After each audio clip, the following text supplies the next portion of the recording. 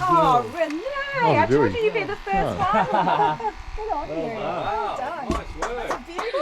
Well, the fishing's pretty good at Karumba. There's a few other things worth going there for as well. So, bird life at this time of year as the water recedes is pretty amazing. And then you've got the sunsets, which are truly spectacular. After we left Cobbold Gorge, you've got a little bit of gravel road till you get through to the Savannah Way there at Georgetown again.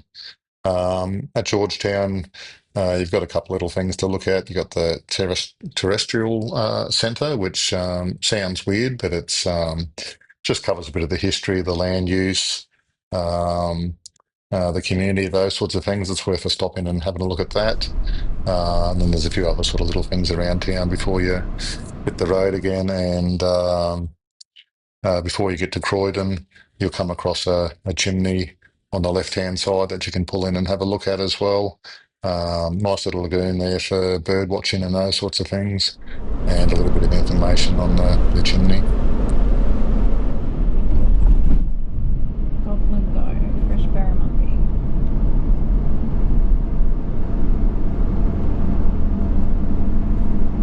Food works right there. That's a big one. So we pulled into the Purple pub at Normanton. Famous for being purple, I guess. But we're sitting there having a drink, and there was a grasshopper landed on the bar, and it reminded me of a joke where a grasshopper walks into a bar, and the bartender goes, "Hey, we've got a cocktail named after you." And the grasshopper goes, "Well, that sounds right. I'll have one of those." And so the bartender makes this cocktail, tall grass, green, bit of celery sticking out of it, whatever. And grasshopper drinks it down and says, "That was beautiful, but why did you name it Kevin?" Other things in Normanton is Chris the crocodile, supposedly a life-size replica of a croc that was shot a few decades ago in the area. Unfortunately, no photos or anything to prove it, but yeah, most of the pubs and stuff like that have crocodile skins, stuffed crocodiles, photos and stuff on the wall of different crocs and stuff from the history of the area. The road from Normanton to Karumba's a pretty good section of bitumen, 2 lanes, well maintained. The country sort of goes through floodplains, salt pans, crosses a few little creeks and rivers and those sorts of things, and then you sort of head into Normanton. We stayed at Karumba Point Sunset Tavern Park. It was pretty good. It was a very handy boat ramp across the road, short walk up to the Sunset Tavern. We had a premium site, which I think basically just gives you sunset over the fence type thing.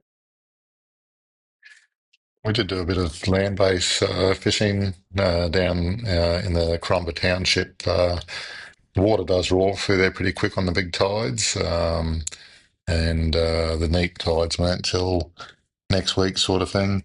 We also had a go over at the sandy beach near the boat ramp after old mate here gave us a tip that was the spot to go, and we did get a couple of small barramundi and stuff there off the point. Been getting a few?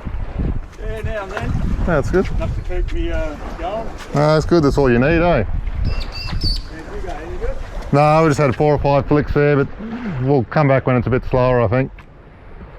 The sand beach over there's the place. At the point? Yeah, Okay. that's where you should be going. Yeah, good, eh? You want to be there 3 o'clock.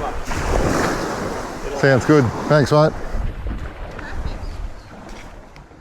These were, I think they were World War II fuel storage.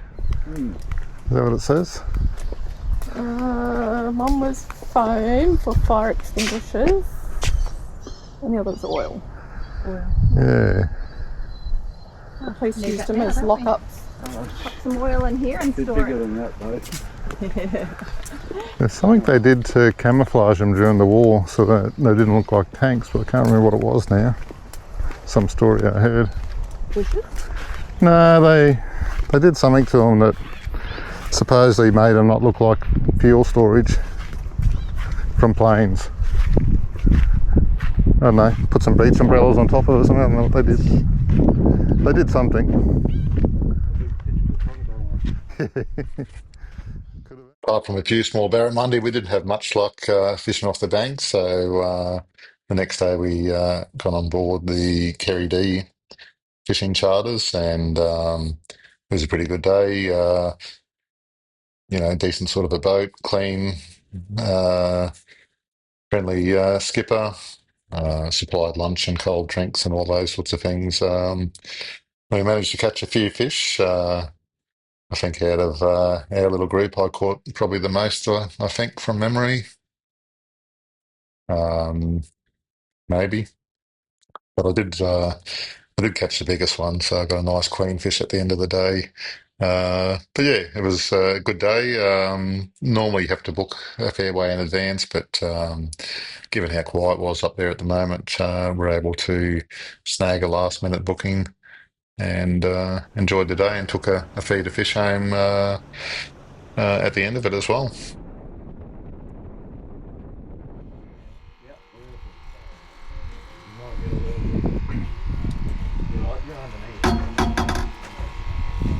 Come over this shore. Oh no, yeah, no, he's coming back. Oh no, he's got it. Oh no, he's still there. You got it?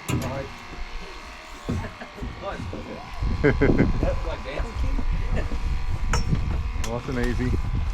Bring him round your side.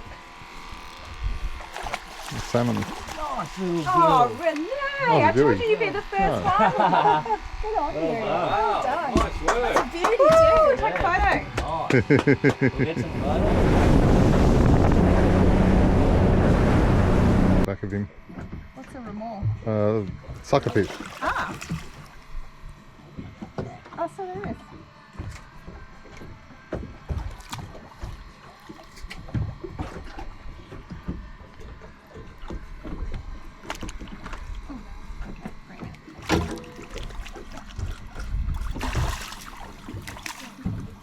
Oh, that was easy in the end.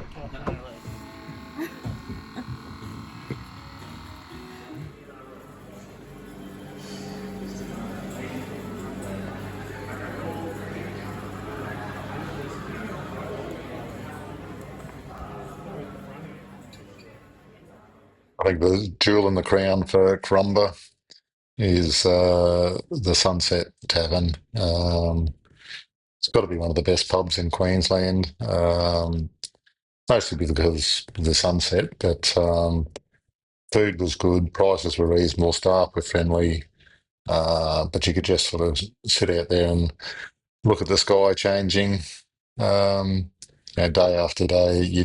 I don't think you could possibly get sick of it. Um, and it's only a short walk from where we were staying. There's a couple of sculptures off to the side that you can have a look at as well. But honestly, it's probably it's got to be the best sunset in Queensland. If not, it'd be definitely in the top 10. That's for sure.